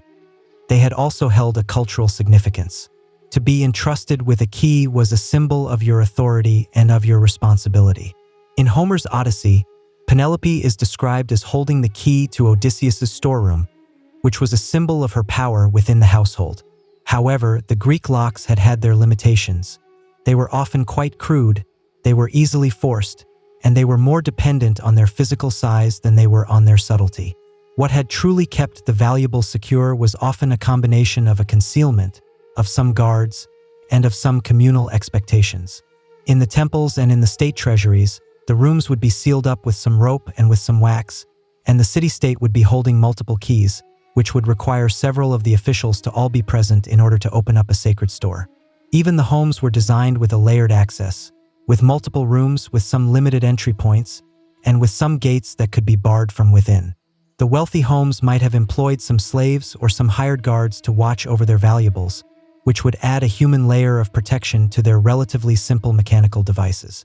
While the Greeks had admired a cleverness, a metis, a cunning form of intelligence, they had not yet channeled it into the making of their locks in the same way that the later civilizations would. Still, they had laid the cultural groundwork for it. The keys as being the symbols of a person's status, the access as being a matter of a trust, and the security as being a balance between a strength and a social control. If the Egyptians had given us the concept of the pin lock and the Greeks had woven their trust into their tradition, then it was the Romans who had truly elevated the making of their locks into a practical art form. With their metallurgical skill, with their obsession with order, and with their vast bureaucracy, the Romans had brought a precision, a portability, and an innovation to the ancient security, and their ideas still echo through our modern locks even today. The Roman locks were primarily made of some bronze and some iron, which had allowed for a much greater durability and for some smaller, more intricate designs than their wooden predecessors had had. They had adopted the Egyptian principle of the pin tumbler, but they had miniaturized it, they had refined it, and in some cases they had completely reinvented it. The Roman locksmiths had created some warded locks which had used some internal obstacles or some wards, that would only allow a properly shaped key to be able to rotate and to unlock the mechanism. This had meant that to simply insert any tool would not work. The key had to match up with the internal layout of the lock. Their keys, by the way, were marvels in and of themselves. They were made from some iron or some bronze, and the Roman keys had come in all different sizes, from some large, staff-like keys that were used for the city gates to some finely crafted ring keys that could be worn on the finger like a piece of jewelry. These ring keys did not just look elegant. They had also served a functional purpose, as they had offered a constant access to some locked boxes or to some cabinets without the need to be carrying around any bulky tools. It was a symbol of a person's status, and it was a form of utility that was all wrapped up in a piece of metal.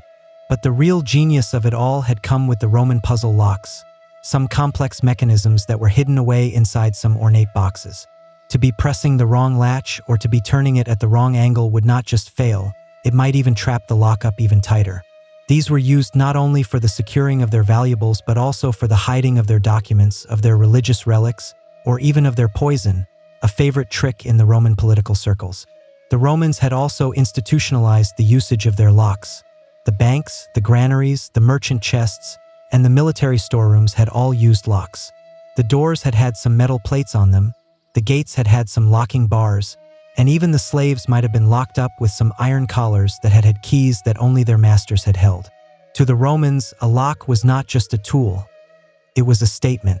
It had declared their ownership, their authority, and their right to an exclusion. And it had given rise to the idea that a truly civilized society needed more than just some walls to protect it. It also needed some systems. While the West was busy forging its intricate metal locks, ancient China was taking a path that had blended a practicality with a philosophy. The Chinese engineers, who were ever so pragmatic, had developed some locking systems that were simple, that were durable, and that were often quite symbolic, and the design of a lock did not just protect an object, it also carried a much deeper meaning.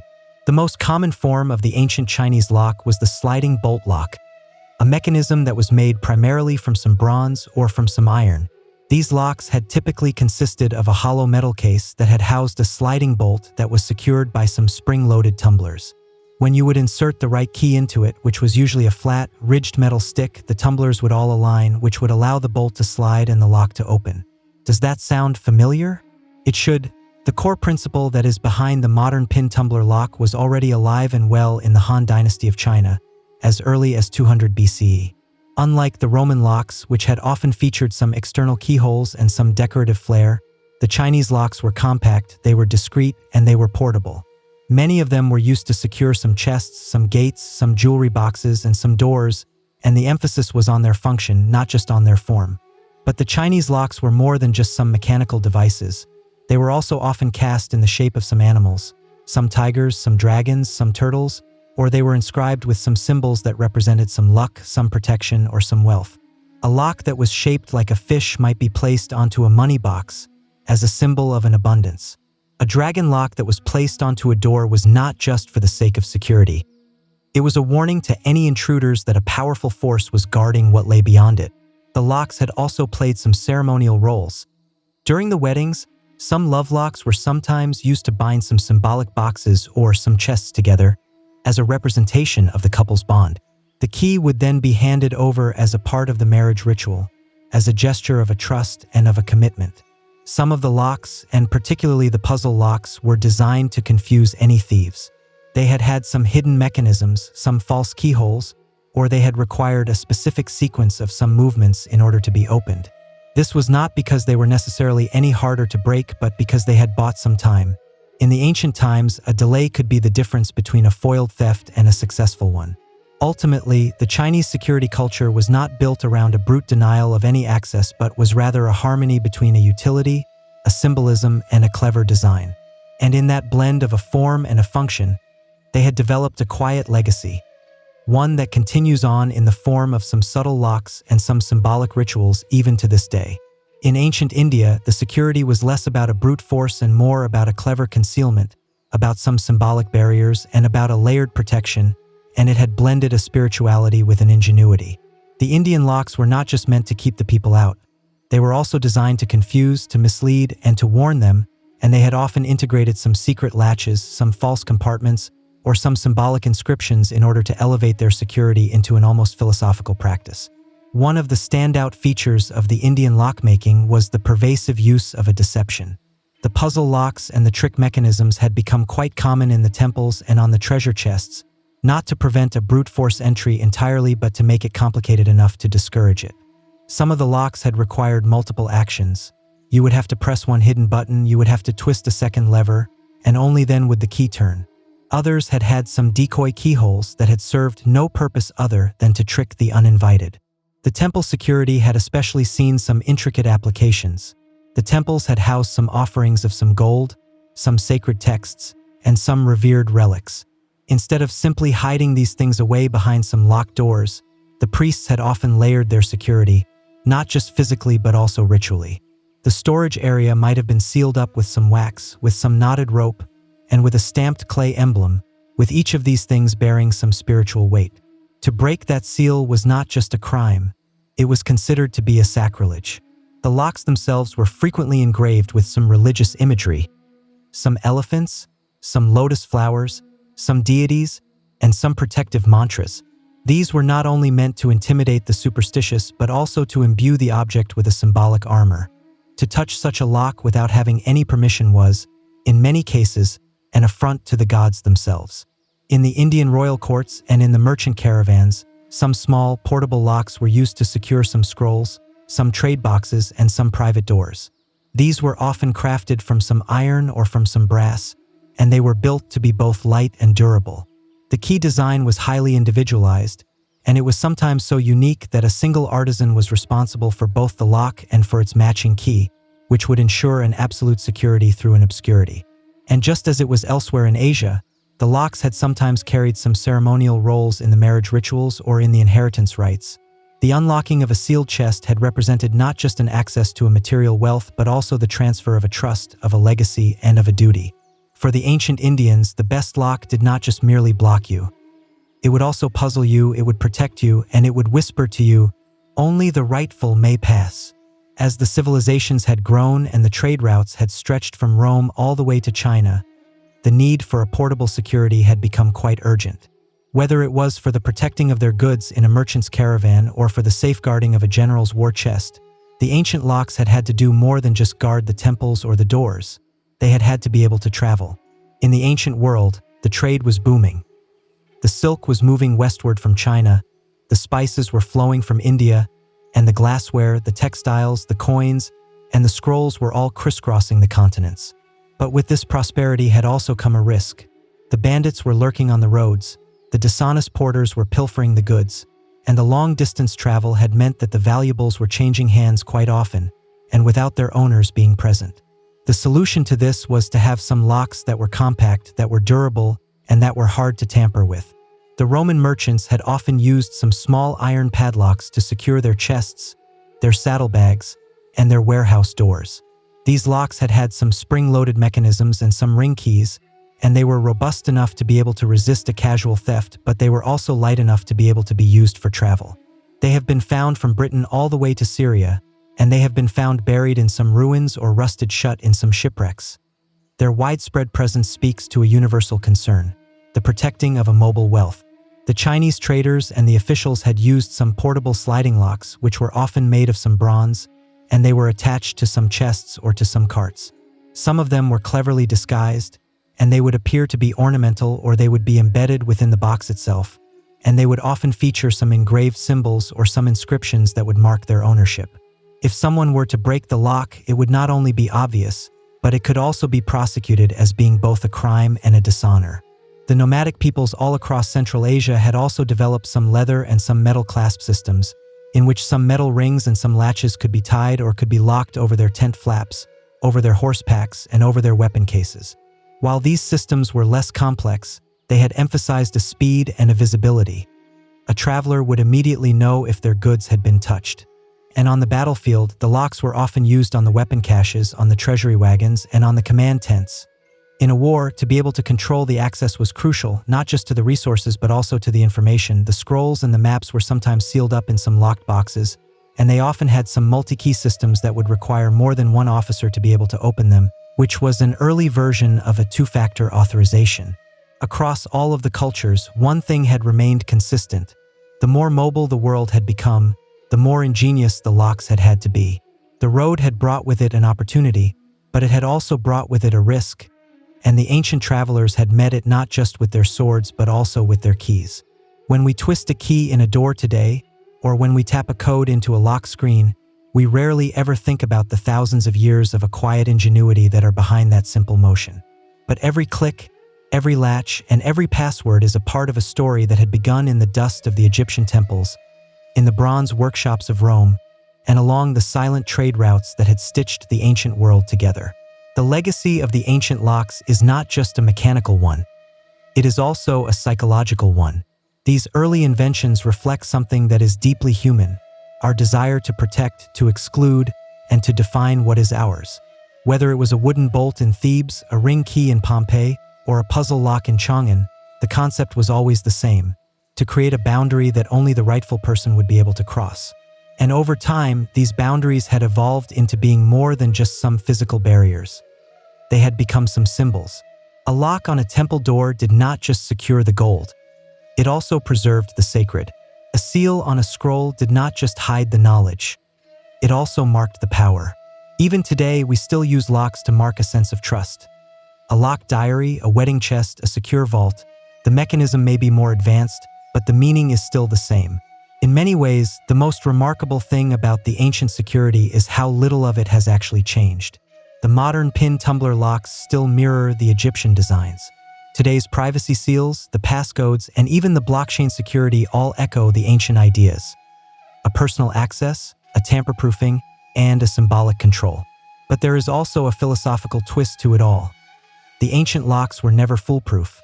They could be picked, they could be broken, or they could be bypassed, just as they can be today. But their power had lain not just in their denying of an entry, but in their declaring of some boundaries. They had told the world, "This is mine. You do not have my permission." And that psychological line, more than any of the mechanical parts, is the very essence of a security. From the tombs to the trade routes, and from the temples to the homes, the locks have always been about more than just the prevention of a theft. They are about a control, about an identity, about a secrecy, and sometimes about a survival. So the next time you slide a deadbolt or you hear a safe click shut, just remember that you are not just using a tool. You are continuing a story that was written by the kings, by the merchants, by the warriors, and by the priests, with each of them having trusted a small piece of a technology to hold back the world.